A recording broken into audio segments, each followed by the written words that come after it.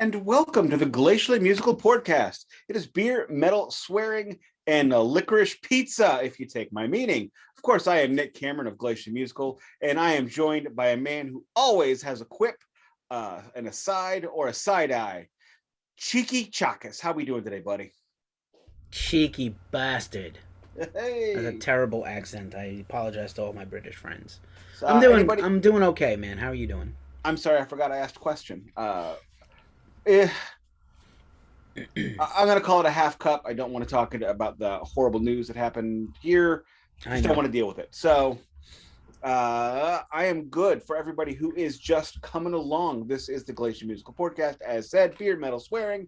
We do a vinyl check, a shirt check, a beer check, a news of the day, and then meat of the matter. Today, the meat of the matter is the incomparable, the one, the only, a historical moment in this podcast where we're having somebody whose albums we did a series on join us. It is Emily Burton of Fireball Ministry. Y'all thought I was going to say Mick Mars, didn't you?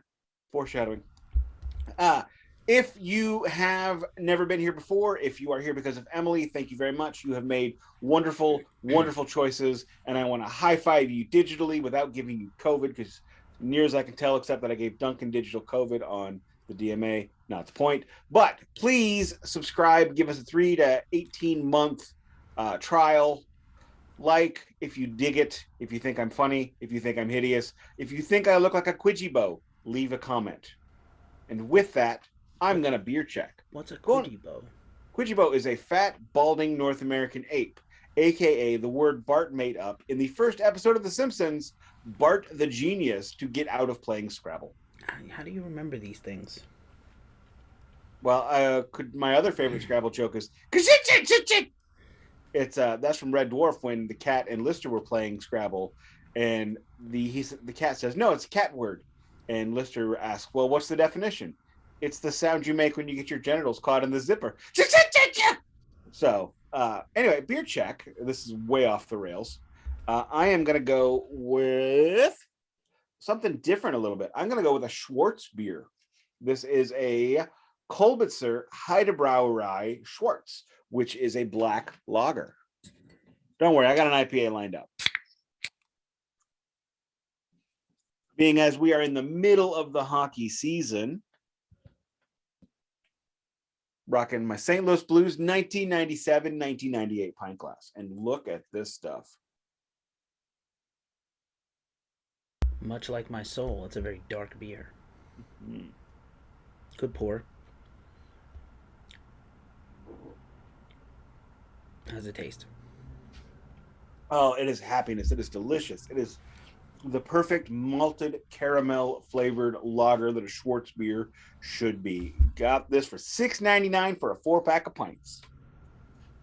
Cool. I am still messing with this new setup, so please forgive me. I'm adjusting the lights. I think I like this a little better than how I had it. Hopefully it's not too jarring or weird.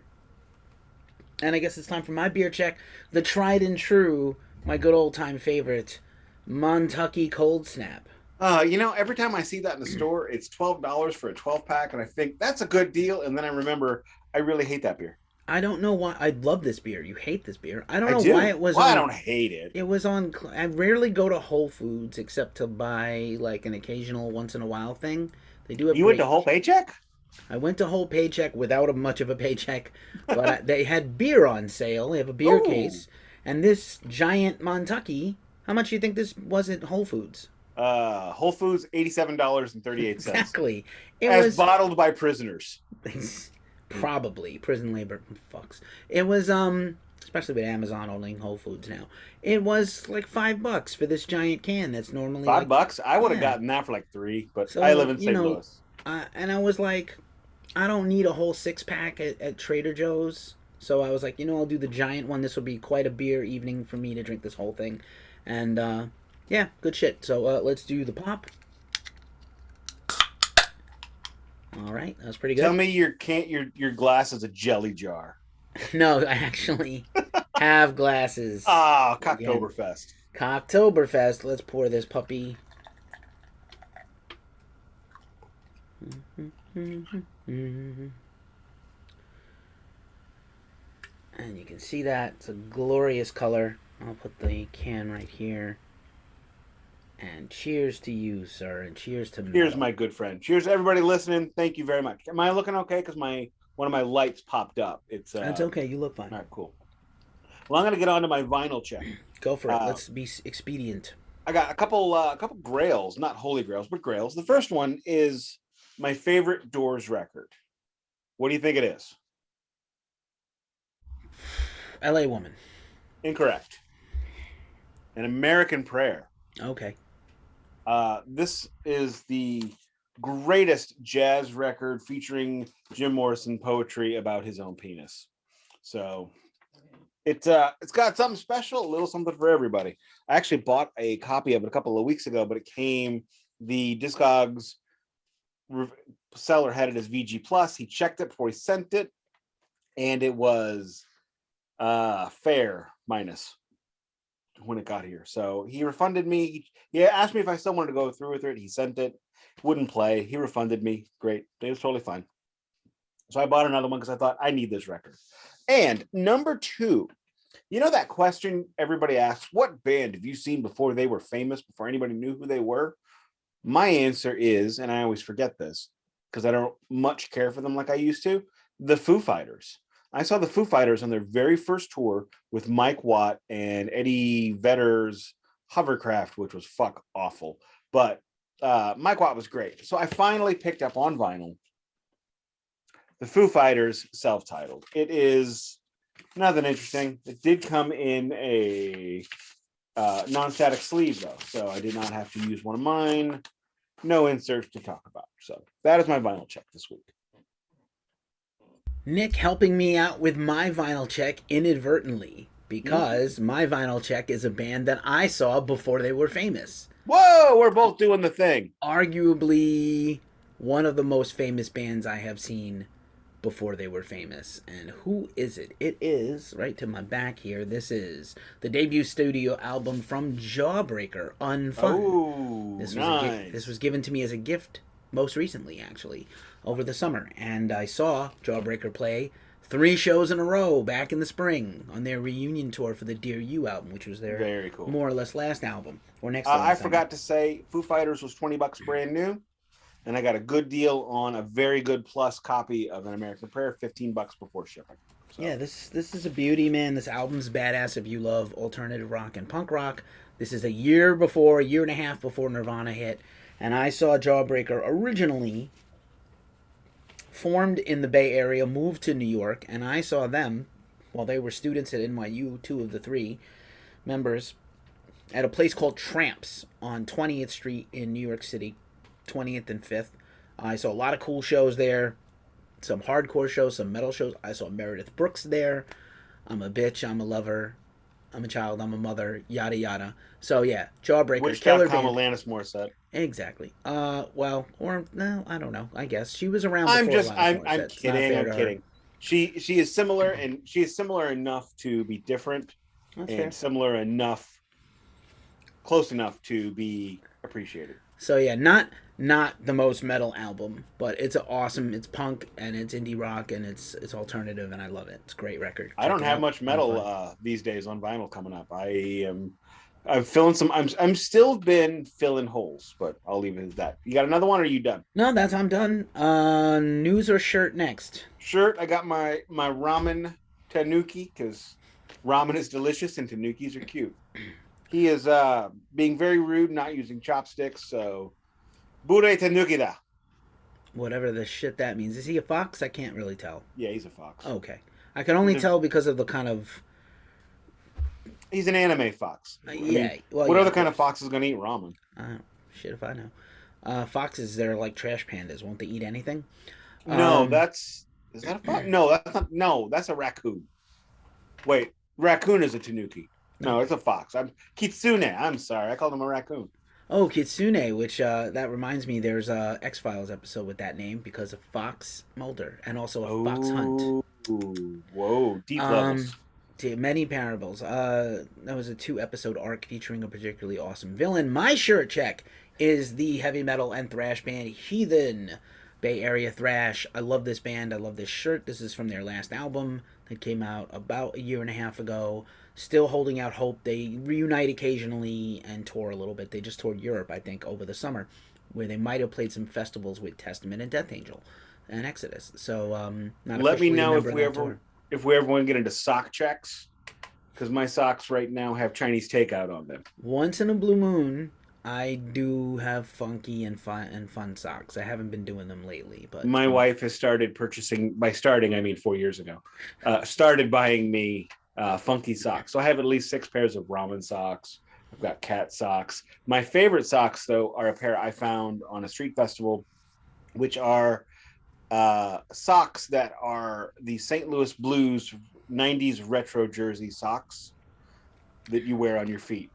very good, very good. Yes, unfortunately, they're way too big, but that's besides the point.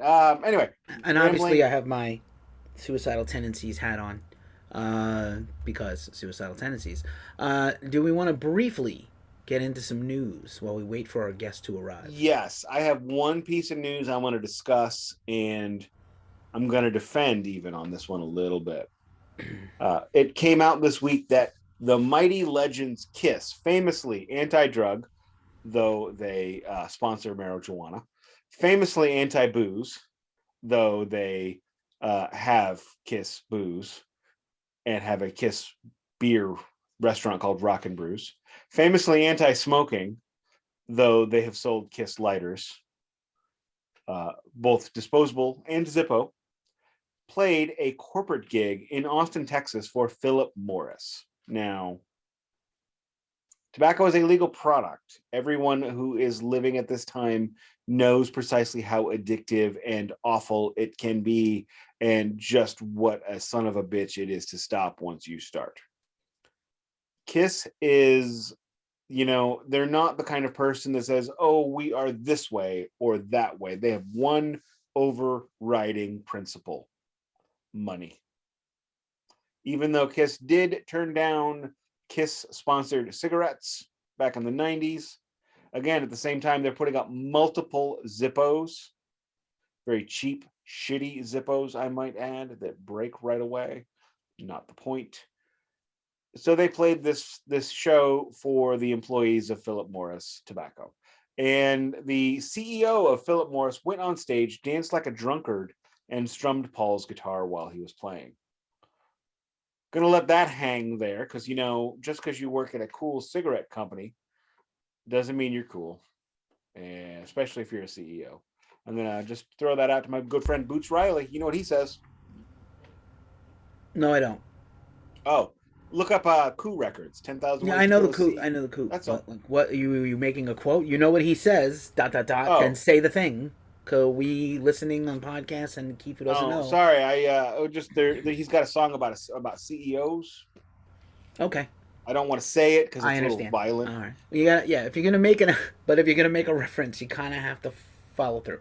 I'm just gonna say, have you seen the Adam Sandler, Seth Rogen movie Funny People? No, I haven't, but I need to. It's really fun. It's really good. It's a Judd Apatow movie, basically, with Adam Sandler, and in it, Adam Sandler plays a world famous comedian and movie actor, and he does a corporate gig at MySpace. This is about 10 years ago, and one of the bits in it is like at these corporate gigs they dog the competition. Mm-hmm. So at one point there's like a "fuck Facebook" comment at the MySpace corporate event. So I don't remember them being anti-cigarette, but this is a conversation for another time. I feel like members of Kiss have smoked. I'm sure there's pictures of Ace and Peter smoking. And Paul. Maybe Paul as well. But anyway, my bit of news, keeping it to the glam rockers. Mick Mars, we were talking about this as a rumor last week, and I was not sure how, what the veracity of this was, but Mick Mars has retired from touring with Motley Crue. He will still be a member of the band. If they ever do anything else, he'll be a part of it, but he will not tour. He will not be on the world tour coming up next year with Def Leppard. He's had a degenerative disease for over 30 years. He's a living miracle. He should not be alive, plus all the other stuff he's done to himself. So, I'm a little bit sad.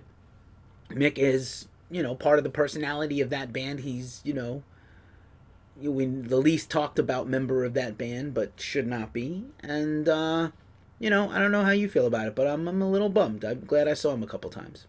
I have seen Motley Crue at least twice. I don't remember for sure. I know I saw them on the tour with the drummer from Hole. I saw them on the farewell tour, the first farewell tour, and they were awful. And I left early both times. I wish they weren't that awful live, but the pig's gonna squeal and you can't polish a turd. So, great albums from time to time, awful shows all the time. With unfortunately, when you haven't announced the replacement, so I'm going to wait. But it doesn't matter who's playing guitar. Unfortunately, it will not improve the show. Facts. The rumor has been that John 5 is going to tour with Crew. Now I know. Wait a minute, John 5, the Yeah. most perennial replacement, awesome gunslinger He's ever. literally the Swiss Army, him or Phil Demmel, the Swiss Army knives of guitar players. I'm gonna say that John 5, who is also Perennially. perennially, thank you, blah, blah, blah, 2 sips of beer, is underutilized in whatever band he's ever been in. He's always Agreed. underutilized as a writer, and but he's an incredible performer. He's a sideman professionally. I saw him live, and he's a lot of fun, although he leans heavily into his Rob Zombie stuff live. When I saw him, he did just the riff from Thunderkiss 65. But on the Rob Zombie records, it's like, oh, Rob Zombie and John 5, this could be amazing. It's not. It's the last Rob Zombie record was actually halfway decent and surprised me how heavy it was and interesting. So the first one is so finally got a good one. I would say a notch above the others, but still never quite first Hellbilly Deluxe. Educated Horses is not terrible, and none of the White Zombie records are even remotely close. I'm sorry, I know a lot of people are like, Rob Zombie. He puts on an incredible show. He does. I don't reach for his records. Even with all the people in the band, I like Piggy D and I like Ginger. And Rob puts on an incredible show. I just saw him. I just saw Kiss, by the way. We talked about that a couple of weeks ago. They were okay for a few songs. I was like, I don't want to spoil my history with them. But it's a rumor. There's nothing confirmed. Now, John 5 has had some health issues. People are interpreting that he hasn't been touring with Rob Zombie as the reason he's not. I mean, like, Crew has nothing planned until March. So, like, John 5 doesn't need to drop off the Rob Zombie tour contractually so he can go be with Crew. I don't think that's the thing. I think he's had health issues. He had kind of like a long COVID.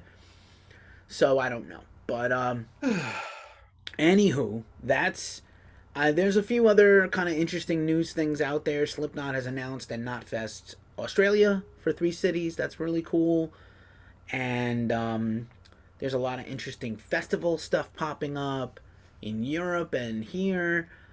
There are, again, I talked about this, the issues of the supply chain problems and the vinyl delays in the whole world are causing a lot of albums to come out late in the year.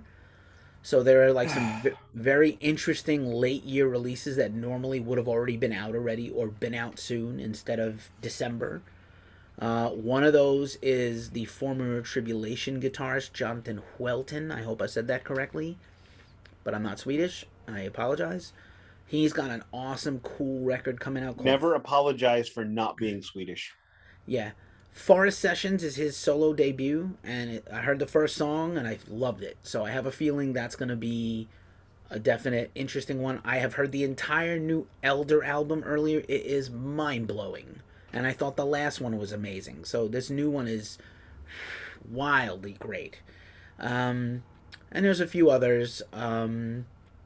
So yeah, a lot of interesting stuff. By the time we have another podcast come out, next week will be the induction of Judas Priest into the Hall of Fame. We already did a whole Hall of Fame episode debate. Real quick, have you heard who's playing in there? Yes. Go ahead if you want to. So it is the current band. Mm-hmm. So that's the classic guys plus Falcon and Andy. KK Downing is going to join them. Les Binks is going to join them. Les has been in a few bands recently. But I don't. Other than the classic material, I'm sure he's still a pretty competent drummer. it's hard for me to imagine anybody but Scott playing anything from Painkiller on naturally. And Firepower has like very similar elements to Painkiller They're musically. only going to have 8 minutes. I don't think Yeah, they're gonna going to do go a that far. medley, and it's Yeah. going to be the hits. It's no deep Hmm. cuts. So I Yeah. mean, they've been playing deep cuts on their tour. I think there will be some awkwardness. Let's place a bet right now. How will KK's moment of a speech dig at the band or be conciliatory, or is he going to be like, "Meh, here's my chance to stick them in front of everybody"? Sometimes you do get that. He's English. It's going to be conciliatory. I don't know. John Paul Jones received an award and was like, I'd like to thank Uh, Robert and Jimmy for remembering my phone number. Ouch. yeah. Okay, that's fair. And he's a much more classy guy. Sorry, KK, who I've interviewed. Much more classy guy than KK. So Well, I mean, John Paul Jones is the he's classiest. yes. So I mean, yeah, that's kind of where I'm at. Anything else we have to discuss, we can save for another time. We are waiting on our guest. Do we want to continue prattling on? We want to pause Let's and try pause. to wrangle her in. Yeah, let's pause and wrangle. All right. I will let you wrangle. You're going to wrangle on out of here? Here comes Randall. He's a berserker. Pause. And we are back at the Glacier Musical Podcast. Now we are going to bring in Emily Burton, one of the founding members of Fireball Ministry, somebody whom, and this is amazing, we did a series and I wasn't always glowingly positive, yet she is still here, which is insane. Thank you very much. How are you doing tonight? Hi, I'm good. I watched all the Fireball Ministry podcasts. I'm sorry. Oh, you poor dear. We're so sorry. But welcome. This is a thrill to chat with you. Obviously, we were fans to begin with. I certainly was not. am a fan. Nick was converted to the Wicked side. It didn't take much. Anytime you have great riffs and good songs, you're gonna get a convertee. But thanks for joining us. I'm not gonna have too much to say, but I'm gonna let Nick kind of take us, lead the charge, if you will. All right. Good, because Keefy's better at this than me, so I apologize. Well, you just got back from tour in the UK, and I real quick, let me say thank you very much. You got back in touch with us after the first overture did not work, and that is totally cool. So clearly we struck a chord somewhere. Neat. I hope it was a G. Well, when here's the thing, I listened to the Uwe LaRock one first, right? And I was just I realized that I guess I am a person who reads the liner notes for information. And I'm like, oh my God, like I think you all were looking on the internet somewhere and there was a lot of like crazy we had to do a lot of streaming for that series. Yeah, so a lot of strange misinformation, I guess. Oh God, we're getting fact checked for the first time. Yeah. And then I just listened to the other two, and again, kind of the same thing. I didn't realize that people went off Wikipedia so much, because I always figured Wikipedia was never accurate. It is now an accepted source in academia.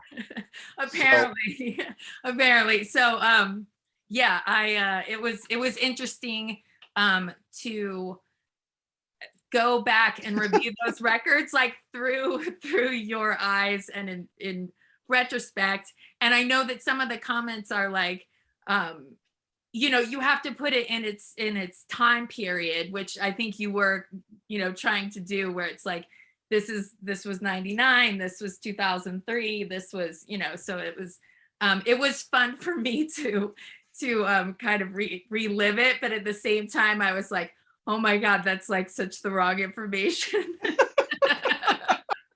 Well, I apologize. We just got served. I'm fine with that. Apologies. I wouldn't say it was 100% Wikipedia, but I think we were using Wikipedia, and there are actual whole albums that are not on Wikipedia at all for Fireball, and yeah. I'll get on that for you. Please, let's work on that together. It came from a place of love. Again, Nick had no or little to no familiarity with the band. I am a huge fan.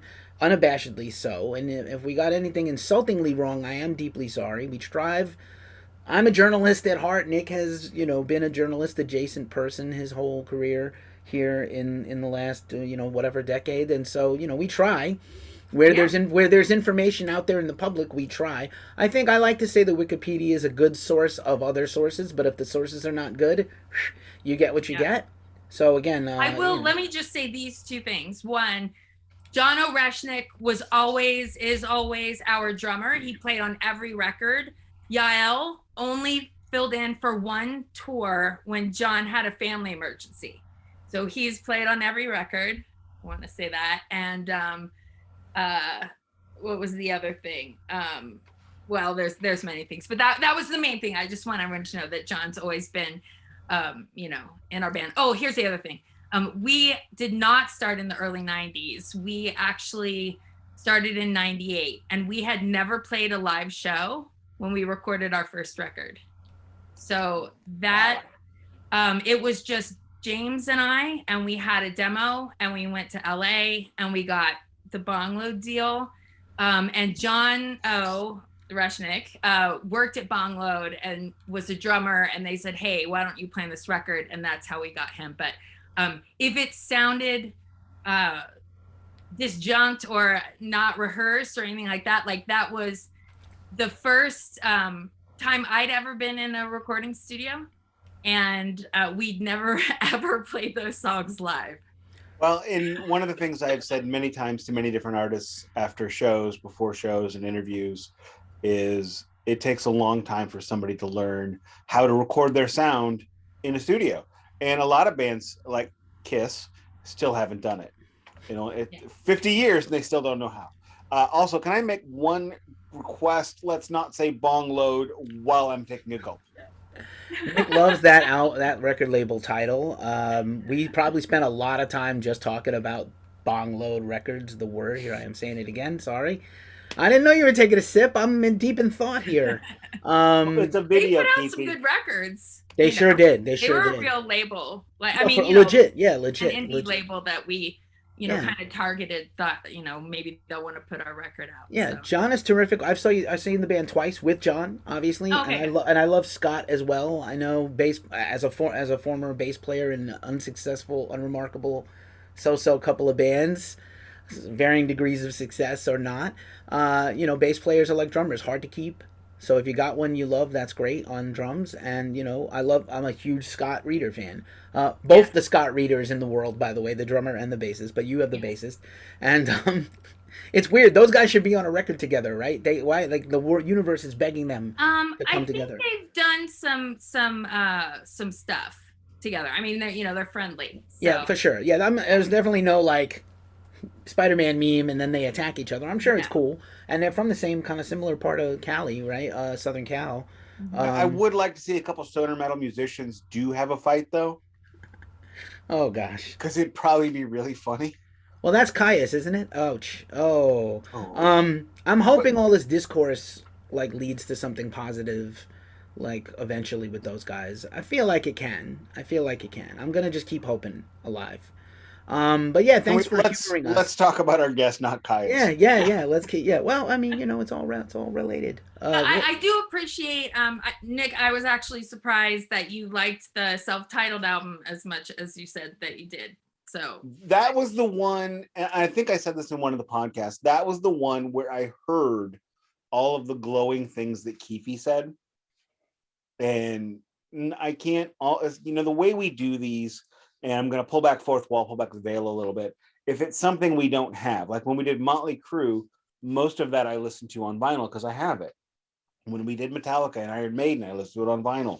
I mean, if you look behind me, I mean, I'm sitting in front of a goodly sized wall, we'll call it. But for Fireball Ministry, I had not heard anything, and I couldn't get the CDs at my local library, so I had to use YouTube streams. And when I do YouTube streams, I don't have the focus, I don't have the clarity of the songs. So that's why when he talked about the riffs, the solos, I heard them all on the self-titled, so that's why I chose that one. God. Unfortunately, I could not buy the entire discography like Keefy did. I was in the budget. I will say, so it is true. We did, what you said was true. We got the rights back. So we put out those like Oué La Rock and We got one right. Ourselves, and they're like, they were remastered for vinyl. I did specialty packaging where it's like photos from the time, like all of that was like new that I put in there. So it is quite expensive to make a gatefold vinyl manufacturing, so that's why those are more expensive than the other ones. But I learned that when I tried to help a friend of mine press one of his records on vinyl. I'm doing the numbers and I'm like, we can sell this for $15, and he's like, you didn't talk about the mastering, did you? I'm like, the what now?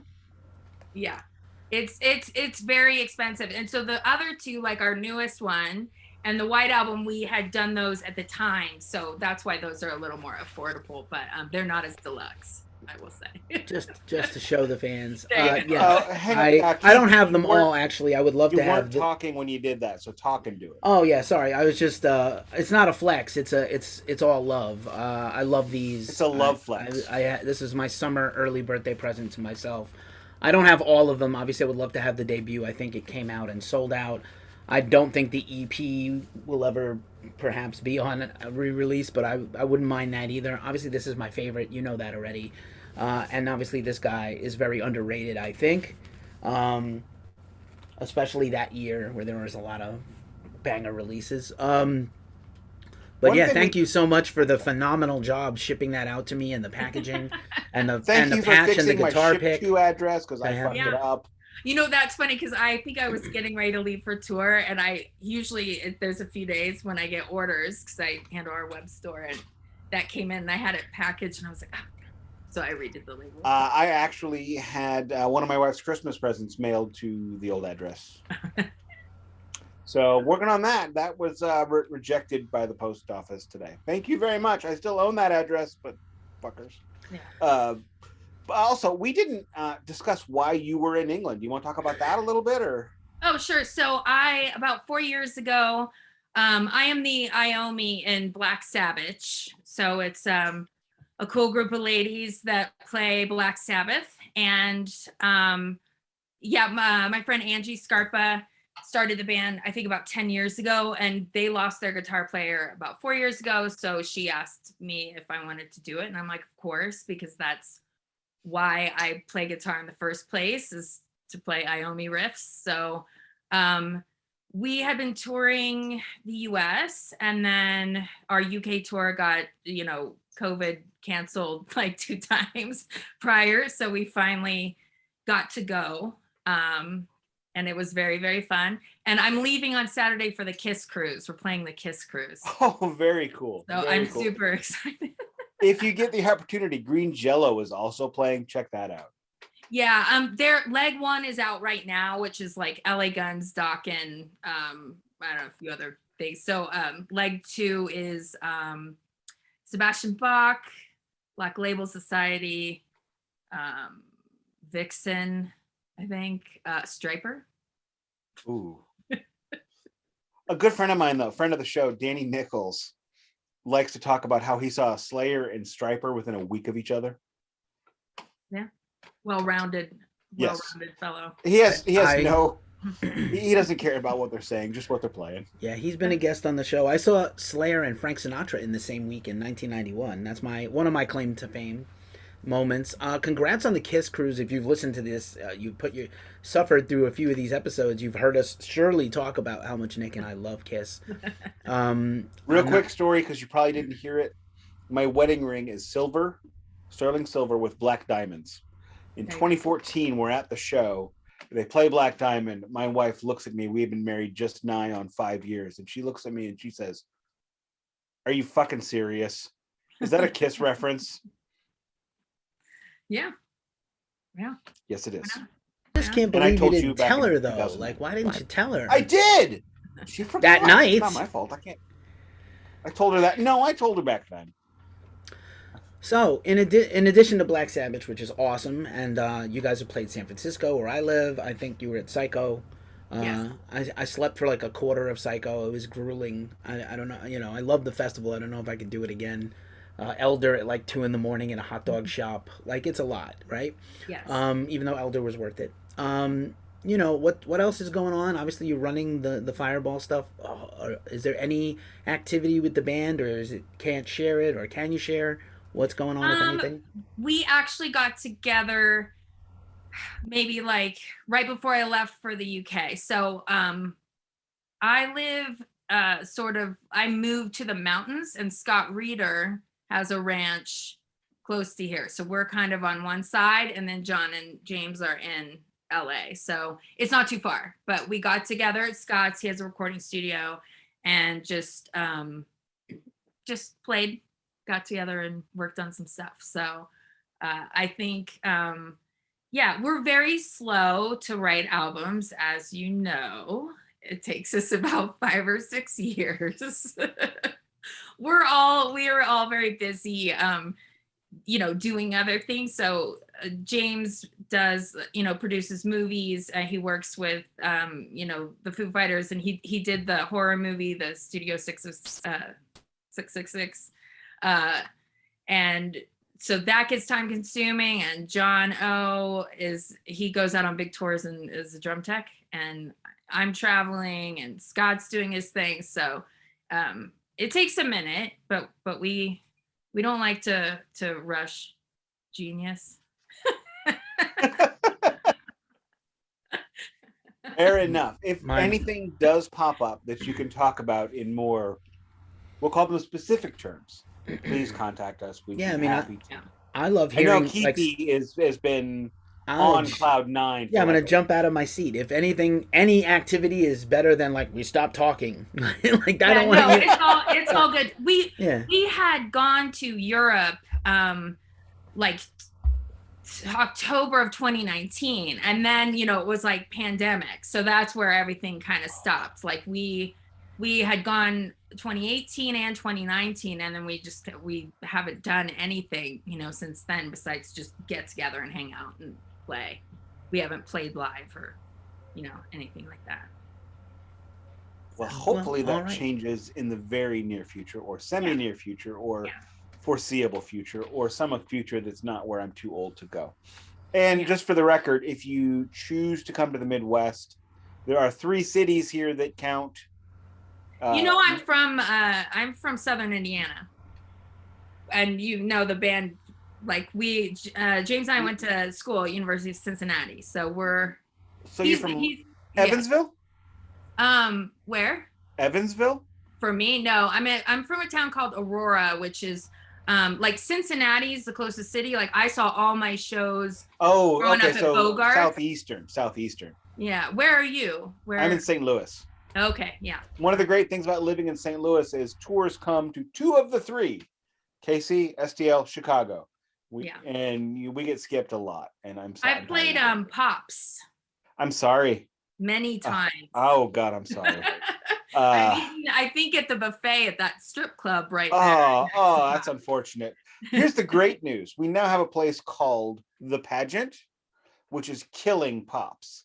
Okay. The Pageant has seats and nice bars and a mezzanine, and you're pretty sure you won't get stabbed when you leave. There you go. Okay. Yeah. I'm pretty sure. Not always. Yeah. And I know you were just at Bottom of the Hill with Black Sabbitch, so Yes. San Francisco, we have no shortage of places for you to come grace us. Yeah. Just up the road, just to drive up the highway to come visit us. Were you at that show? I was not at that show because I was out of town, but I was angry. I go to a lot of Bottom of the Hill shows. I think I got COVID at Bottom of the Hill. Sorry, Bottom of the Hill. It was my fault. I hugged too many strangers. I was too excited. I saw like Darkest Hour and Toxic Holocaust that night, and I was hugging people and taking pictures with friends, and I was like, this is great, and then I was sick for all of July. Part of June and all of July was horrible, but I love that If you go venue. back and listen to those episodes, Keefy sounds amazing. I plowed through. We skipped a few weeks, and then I plowed through, but I do love that venue. It's one of the cooler venues. The Parkside's a little too claustrophobic for me, if you've ever been there. Obviously, San Francisco and Oakland have no shortage of places that would welcome you, and there's enough, I feel like, Fireball has anniversaries coming up, and I don't know if you guys are sentimental about them or not, but like I feel like some of these, there's enough doom metal festivals and stoner doom and psychedelic rock festivals. Like should be like tracking you guys down and sending you some money to come play, Maryland Doom Fest or New England Right. Stoner Doom Festival in Connecticut that just happened. Like those are big deals. We just had the was it Heavy Psych Sounds did a fest here in San Francisco. I Oh, was very cool. away that weekend also, so I missed that. Was Dead Witches there? I'm not sure. I think Dead Meadow, not Dead Witches. But There's too many dead bands. That's also true. But yeah, any activity is a welcome thing to hear. I'm super stoked. Thanks so much. Yeah, I think we were talking about it. We would like to play a show. I mean, I'm like ready. I'm ready to play because I'm the one who's been like playing the most playing out. Everyone else is busy with their lives. So as soon as they're ready, I'm ready. But yeah, I mean, we have been talking. So. Glad to hear it. We'll probably be in LA. We'll probably be an LA show. Well, I mean, St. Louis is a great warm up, and it's really close. It's only 2 time zones. But let's transition a little bit to what we're here to talk about. Hopefully you have 2 doom metal records, and if you are anything like us, you have them on vinyl that you're going to show up. That's how we do this. I don't, but oh, I'm sorry. Yeah, you should have given me a heads up. I have an entire room of vinyl. Well, I'm trying to think what I have in here because all the vinyl's in the other room. Is that an orange? Orange. I got an orange amp over there. Yeah. This is the little dual tear. Mine's I got a micro tear. I got an ickle bitty one because I don't do anything. I do have, what do I have? Oh, I have that Sabbath combo. I have this. It has a lot of doom bands on it. Excuse me 1 second.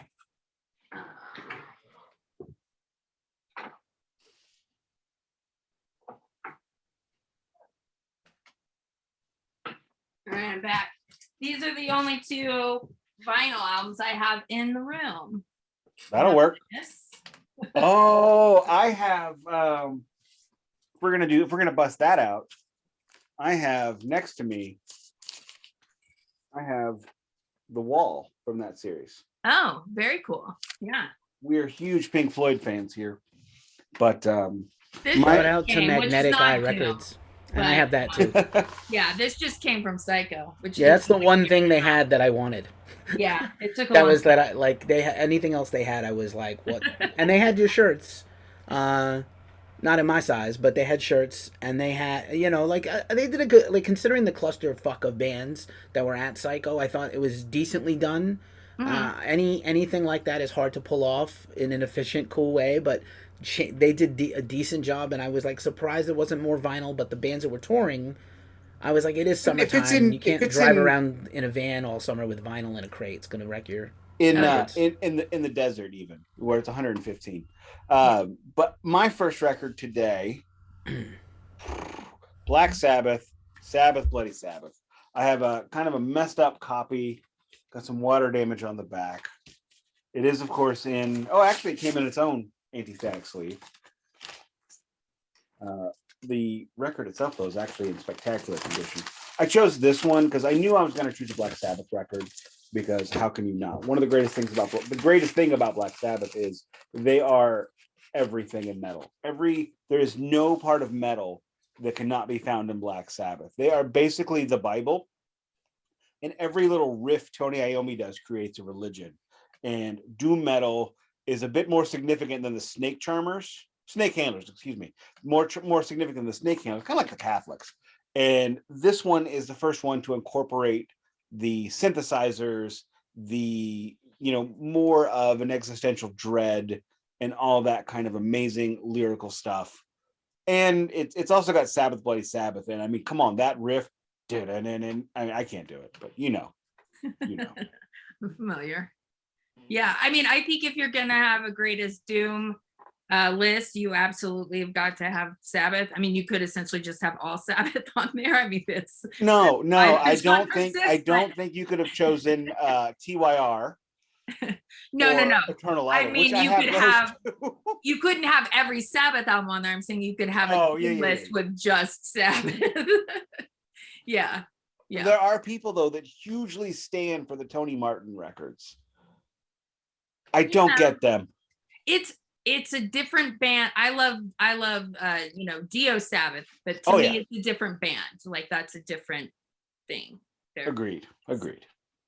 And I love Born Again, but that's me. I'm an Ian Gillan person. I tolerate Born Again. And probably my Sabbath record, I was born with Paranoid, like, in the crib, but, like, my record I go back to all the time is Master. Master Reality is my record, but I do find them, like, they are two different bands, Dio and Ozzy. I do adore the Ozzy records just a little bit more. They imprinted on me. I love Dio. I know people who argue at the bar with me, beer in hand, about how Dio over Ozzy or whatever. But like the classic records are indelible. I love the Dio stuff too, of course. And I just saw the Dio movie, which is like bring a whole crate of tissues. My first album I ever owned was Live Evil, but with Dio. So, when you think of Paranoid, you think of Paranoid off of Paranoid. Me, I think of it with Dio singing it, and I think of Dio singing Iron Man, where I listened to that album so much and they slowed it down so much that when I heard Iron Man for the first time, I thought it was on 45, which is insane if you really think that through. Yeah. I also didn't do the homework exactly. I mean, like stuff good. Like work people in my apartment all day today, so I didn't have time to like go through my stack. But irrespective of whether we have the vinyls or not, like if you have like a favorite record in the genre, obviously we all love Iommi and hail Iommi forever, but like if you have particular records that you return to or go back to, feel free to just share them even if you don't have them handy. I love both those things you pulled out. Now Magnetic Eye, everything Magnetic Eye, their original bands and original material, their Redux series, I'm here for all of it. We're big fans of them. I've hung out and interviewed them, and can't say enough good things about that label. I actually have two of the Pink Floyd Redux. New music that I listen to is basically stoner doom, and that's pretty much it. So do you know this band Messa? Do you know them? They have arguably a top 3 record in the year for me, and I'm crushed about the bus accident they had. We talked about it here on the show. Did she just shirt check? She shirt checked, yo. We do a shirt check. We do a beer check, Messa is incredible. It's probably the best record in the genre this year, which is saying a lot.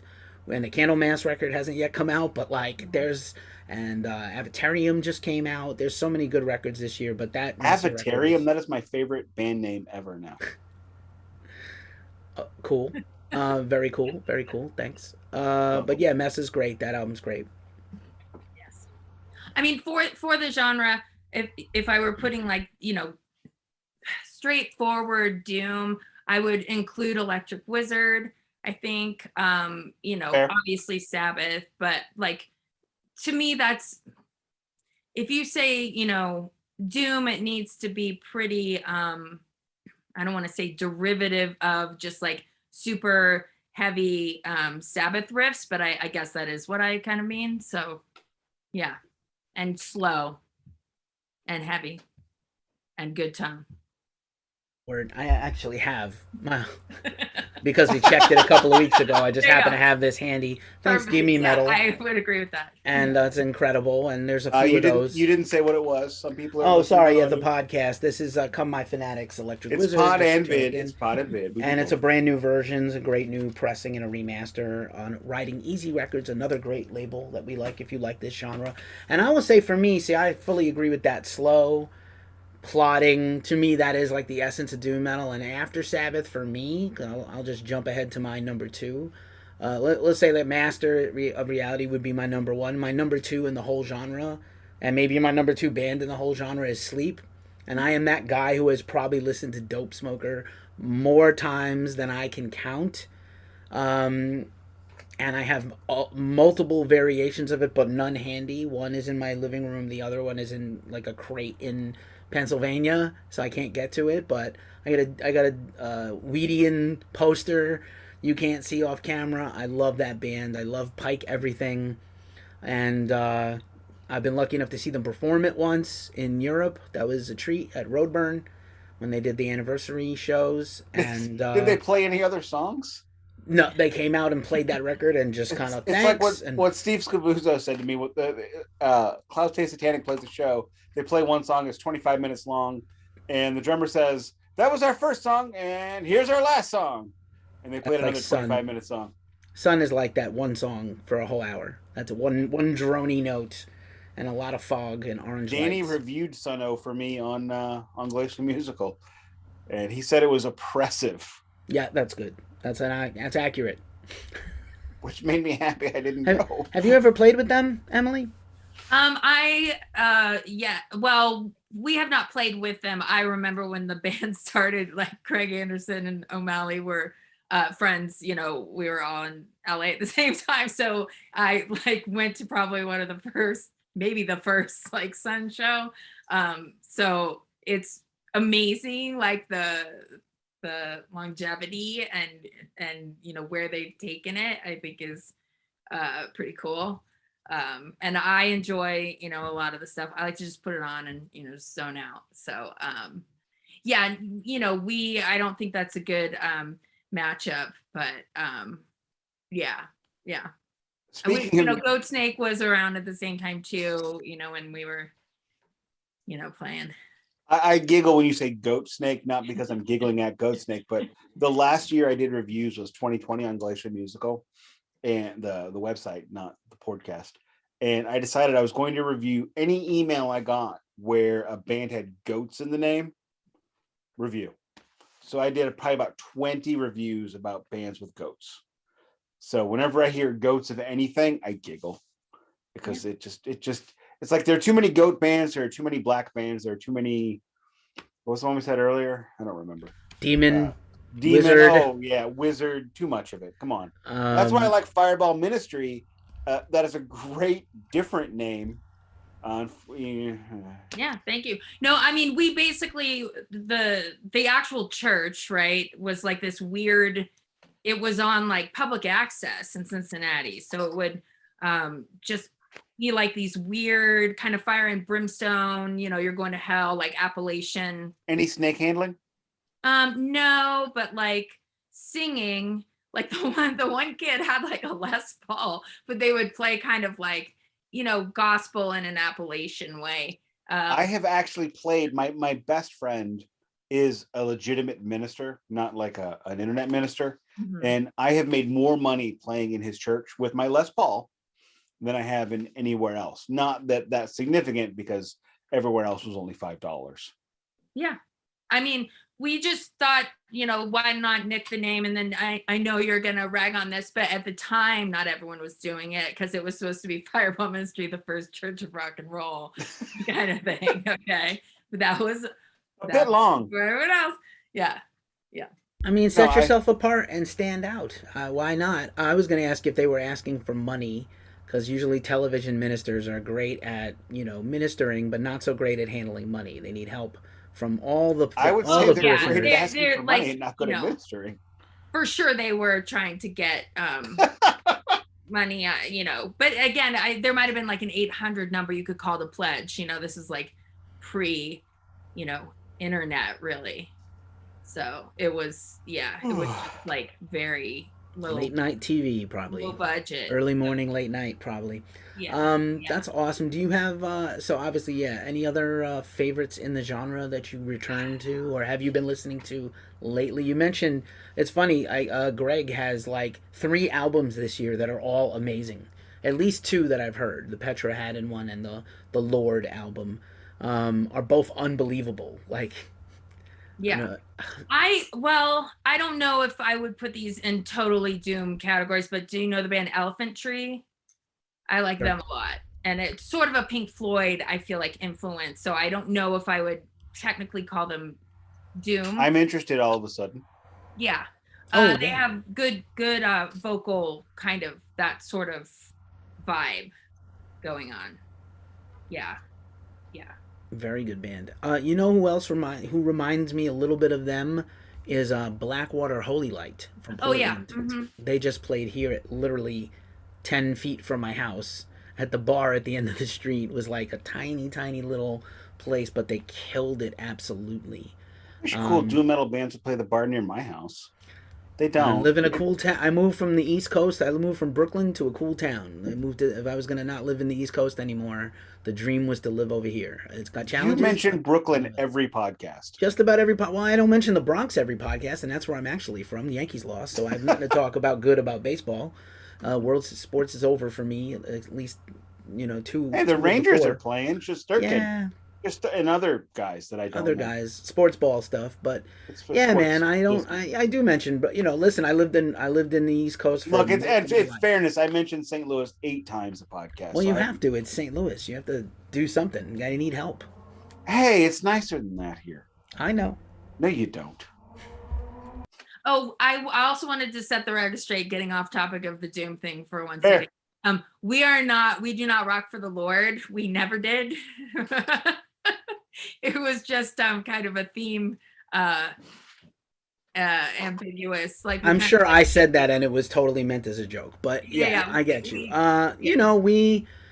Nick and I, we shake things up. We say irreverent things. We don't necessarily mean to go have hot takes. I think it was all jokes.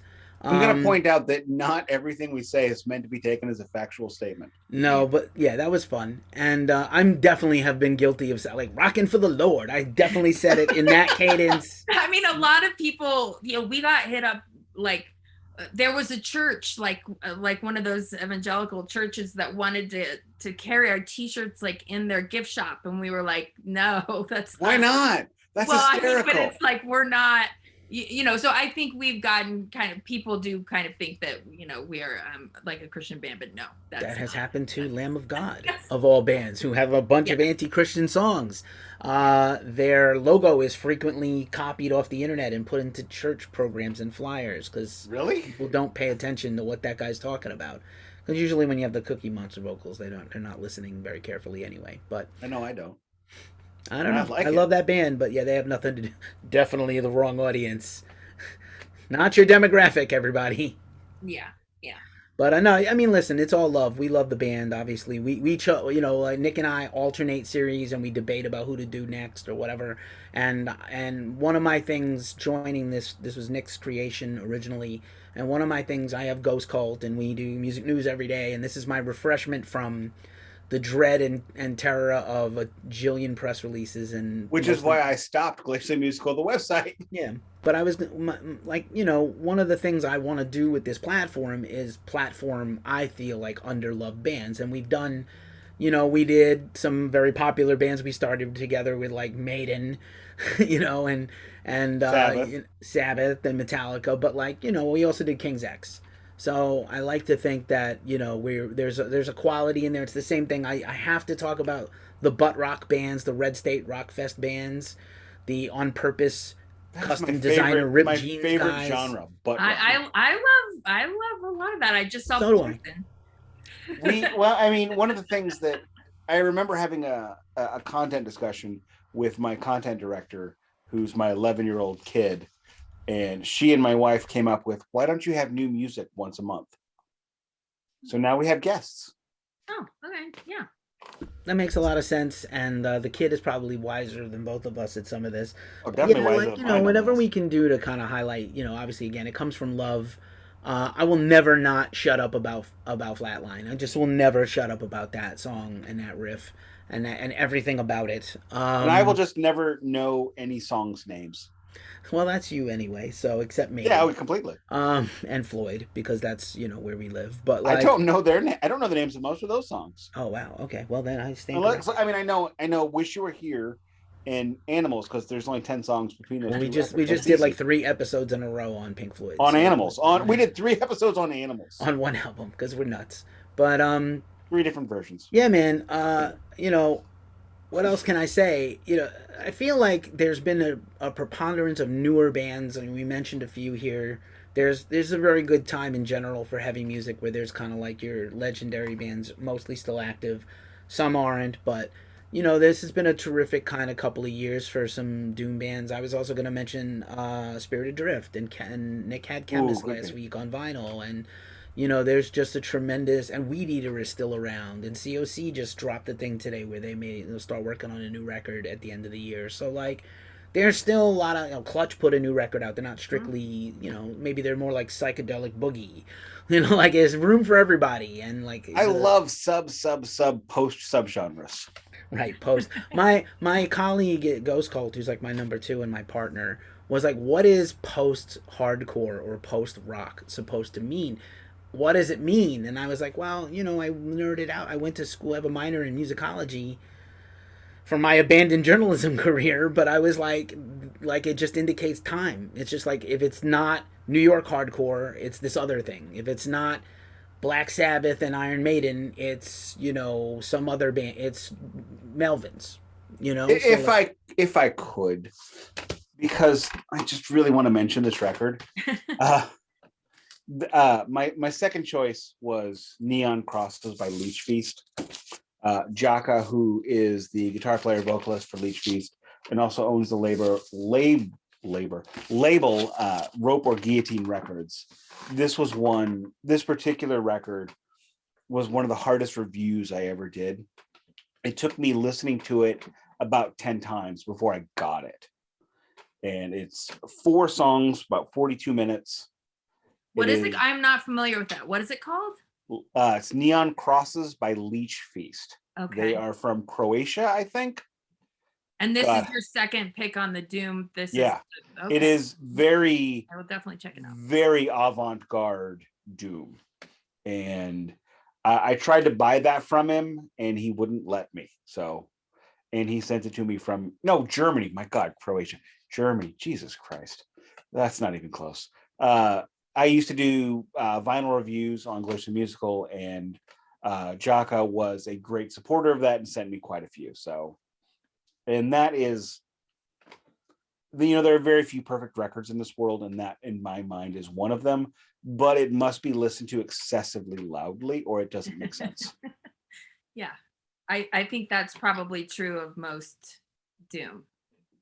And it's funny, Nick loves pulling out these bands from random locales, but I will say, like, we've had a lot of Eastern Bloc Doom and Death Doom, so like Doom metal with like extremely gross, grody, I don't have another word for it, grotesque vocals. Mm-hmm. Like 1914 is a band, and there's a few others, but yeah, it's cool that the genre, like 50 years into a genre, there's still bands like coming into their own and discovering new things, which is very exciting to me on the review side, on the journalism side.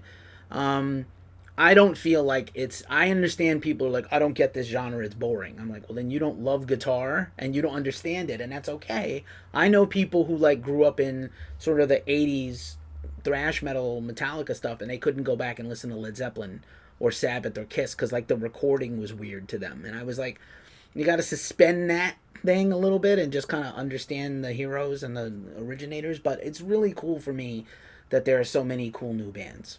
Real quick, were you poking fun at me for Algeria? I already poked fun at you in the episode that hasn't run yet about like you pulled out something from like Algeria.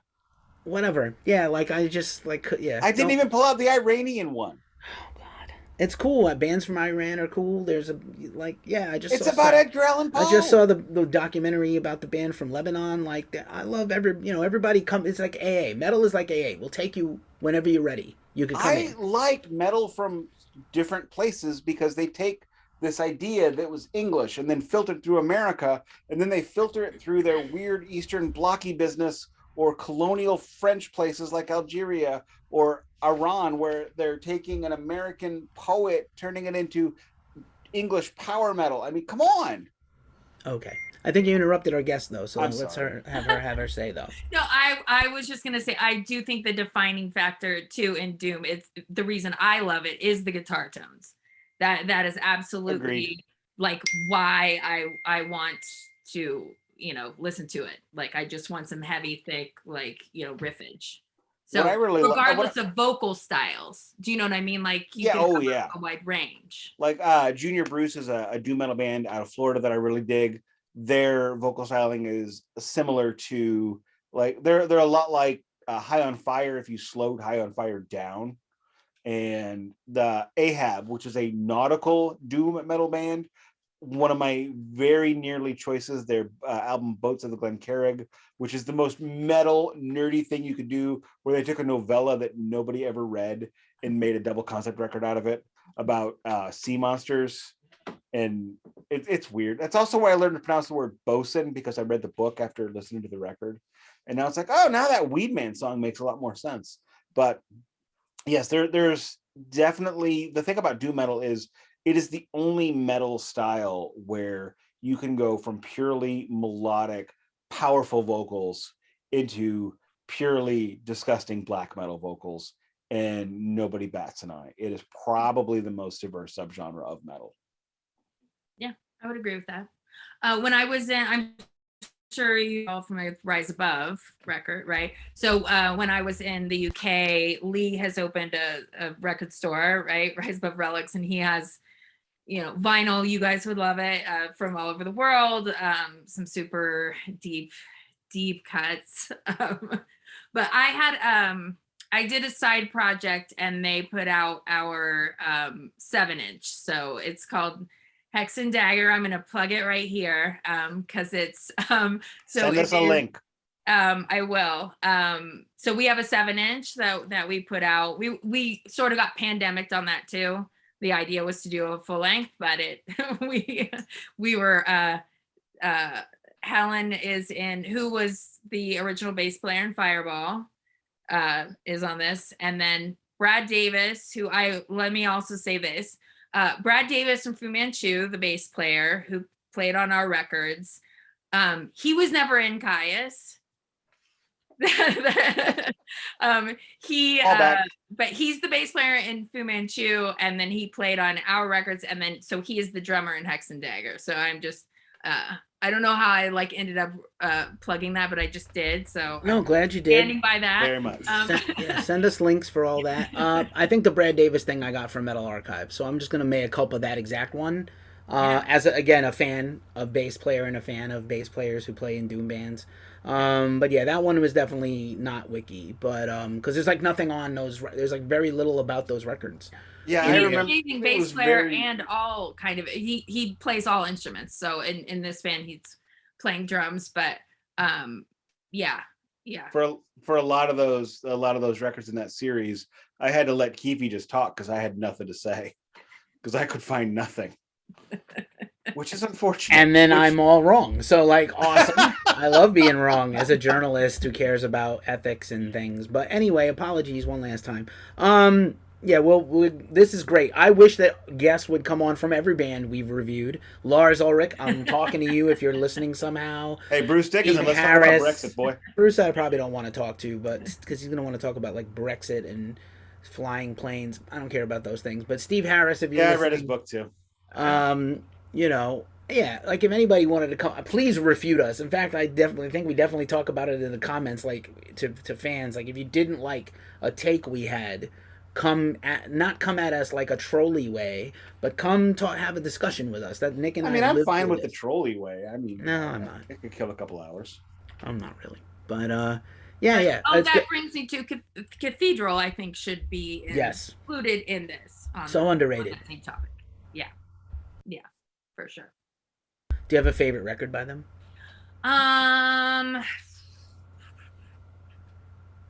No. What is it? Ethereal. Yeah, that probably would be my favorite. But for a second, I thought you were going to say Ethereum Moors, and I would have been shocked if anybody else in this country had heard of that. No, I don't know. Their last album was Bathed in Victorious Blood. If you think Carcass Worship is great, you'll love them. Well, if you love guitar, usually people love Carcass, even if it's not their genre, preferably, because they are great at guitar. That's a fact. But yeah, this has been a fun discussion. I don't know if there's anything else you want to share or plug or talk about. I have not much else to go on because I have only rambles left. I drank most of this beer, so now I'm feeling loopy and on a mostly empty stomach. So good job, me. And yeah, it's No, it was a Keefy. You did a great job wrangling me. Thank you. Perhaps. Yeah, that's keep it up with the side projects. Again, I love to check that one that's got by me, and looking forward to getting the link from you. And you know, best of luck on tour and all the things, because Thank you. it's hard out there for actual working professional musicians. It's really hard, It and I is. hope it's going to get better. I feel like we're still. It's like the end of a 20-car pileup, and we're still kind of like digging through the wreckage of the last few years. The whole industry, bands, everything. I'd like to think we're at the point where it's cleared, but traffic hasn't gotten better yet. That's better than what I was trying to say. Yes. Yeah, I mean, we got warned, especially going over to the UK because they're having a lot of trouble too, because it's, Brexit and everything else. But it seemed, people were excited to come out and see live music, again, which is exciting. I know everyone was like, is anyone ever going to go out again? But they are. And Personally, that was the thing about the pandemic that hurt me the most, because before in 2019 and early parts of 2020, I was going to and reviewing 3-4 shows a month. And then all of a sudden, middle 2020 hits, and my phone is popping up. Oh, show you're supposed to review, show you're supposed to go to, show you bought tickets for. And I just had to look at it and go, you son of a bitch. yeah. And that's so, yeah, completely get that. I am going to shows again, not as nearly as many as I would like, but they're coming, and every show I go to, I make sure I get out there, I buy a fucking t-shirt. Every show you go to, buy a goddamn shirt or a record or something. No, it is true. That is the only way that the bands actually do make money, because, it's expensive with everything else. So even if you have a good guarantee, there's a lot of other things. So yes. What I tell people, every time we go to a show, I make my wife go pick out a shirt. She's like, I don't want to get a shirt. She's like, I'll stream their music. One t-shirt is worth 1 million streams. No, it is. It is, because you get paid like 0.00001 cent on a stream. Buy a t-shirt.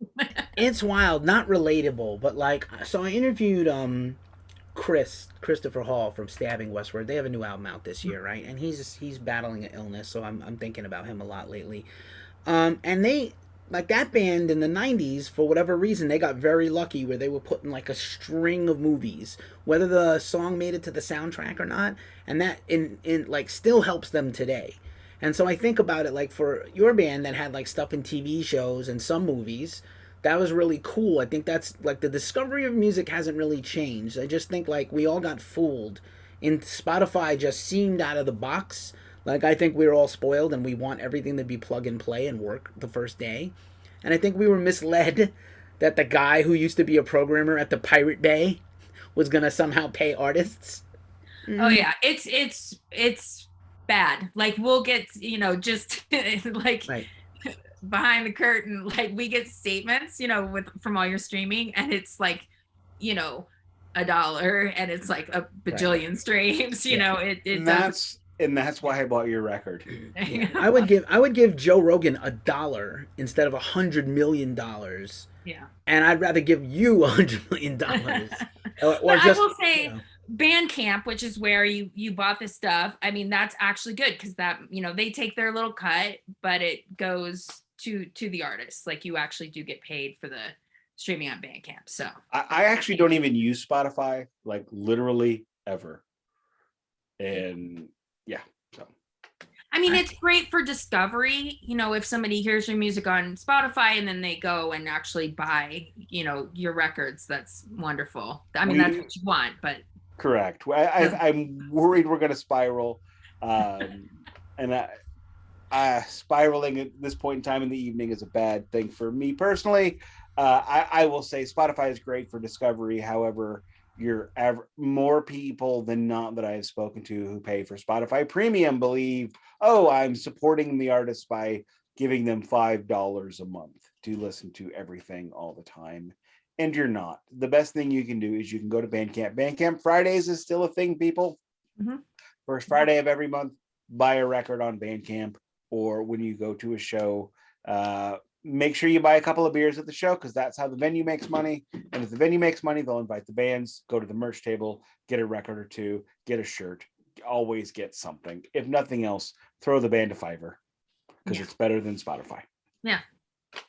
But I appreciate you gentlemen having this podcast and being music fans and wanting to talk about old music and new music. I think that's important. She called us gentlemen. Metal, you know, like She definitely doesn't know us too well. Nope. Thank you. That's real. Thank you so much for calling, saying nice things about us.